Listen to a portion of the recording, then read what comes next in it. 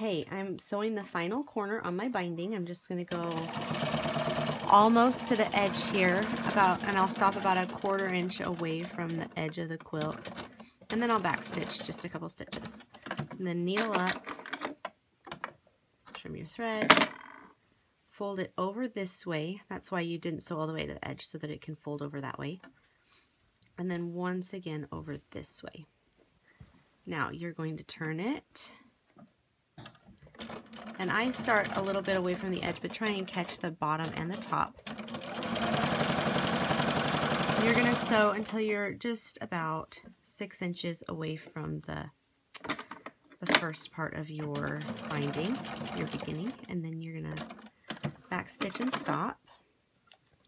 Now, we are going to trim our binding so that it fits exactly on the quilt and you don't have any weird lumps and gaps. So you're going to lay this one out flat. You're going to lay, and I'm going to trim the end off of this because I know it's going to be too long. And then I'm going to kind of lay it flat and lay this one over the top so that I can still see just right there. And then using the leftover piece as your guide, just lay it across like that.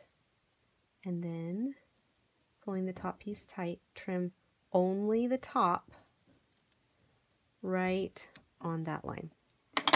Okay, so now we're going to open this one, and open this one, and we're going to lay them on top of each other like this. And if you want to double check, you can just kind of fold it like that once you've got your seam, so you can make sure that it'll lay flat on your quilt. I've sewn it together backwards a few times. Okay, now we're going to pin the corner just so it'll stay together. And sometimes it helps to just clip this whole bulk of your quilt just like that. Okay, and we're just going to pin this flat.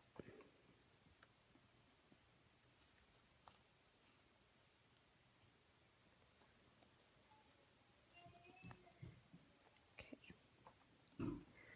once it's pinned, we're going to put it back under the machine, and we're going to sew corner to corner from here to here, kind of pulling it flat as I go so that I can have a nice smooth seam. If it'll participate. Sometimes you may need to rip out a couple stitches on one side or the other to get it to lay flat right here. And it's not going to make a big difference having to sew an extra inch or two. So now that we have that relaxed, put it under the machine. Then I line up my bottom corner with my 0 mark on my table. But if you have a tape line, that works just as well.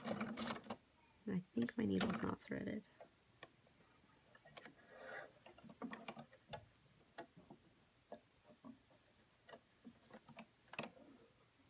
Okay. Let's try that again.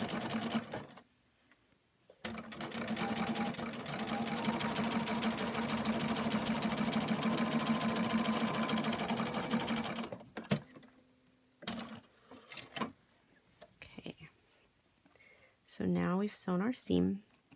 Just double check that it's going to lay nice and flat for you and not twisted. And trim off your binding. Now, if you're a fan of pressing it, you can take it to the iron right now and you can press that seam open. I'm just going to finger press it. It'll work just as well. So just kind of open it up there.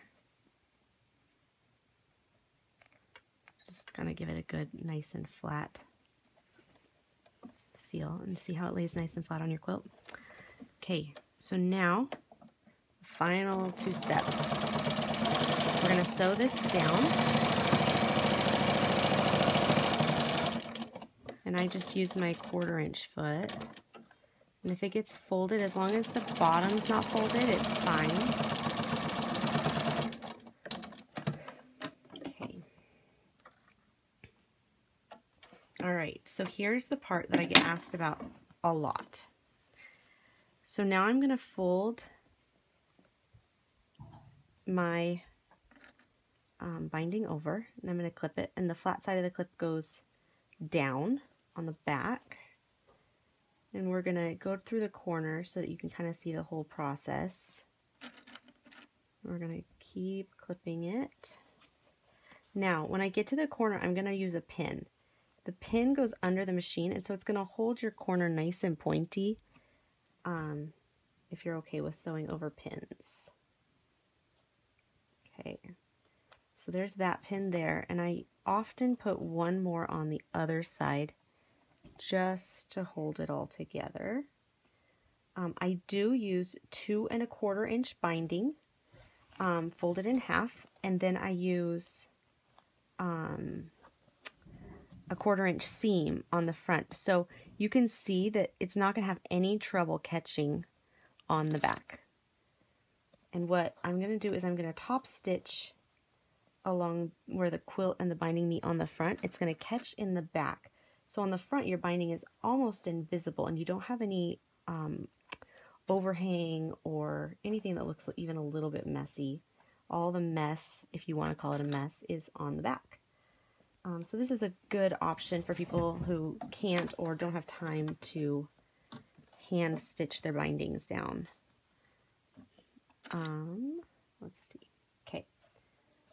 So I'm going to put it under my machine, and it helps to have one clip behind the presser foot just to hold it all together. Okay, now we're going to just stitch right in that ditch right there. And I haven't pulled out my basting stitches yet. And I did that because it holds it together better when I'm sewing binding on. Okay, so once you're in your ditch, just be really careful. You can use a walking foot for this if you'd rather, or I've even used my blind hem foot when I started because it has a nice guide and runs right down the middle of that seam.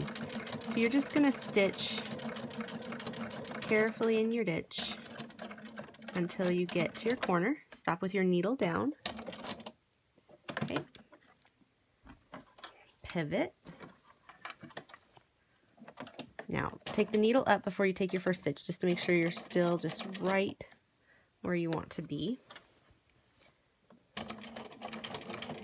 We're going to keep going. And you can see right here, let me clip out my basting stitches so you can see how clean that is. But you can't really see the stitches on the front at all. They're kind of hidden right there in that little nook.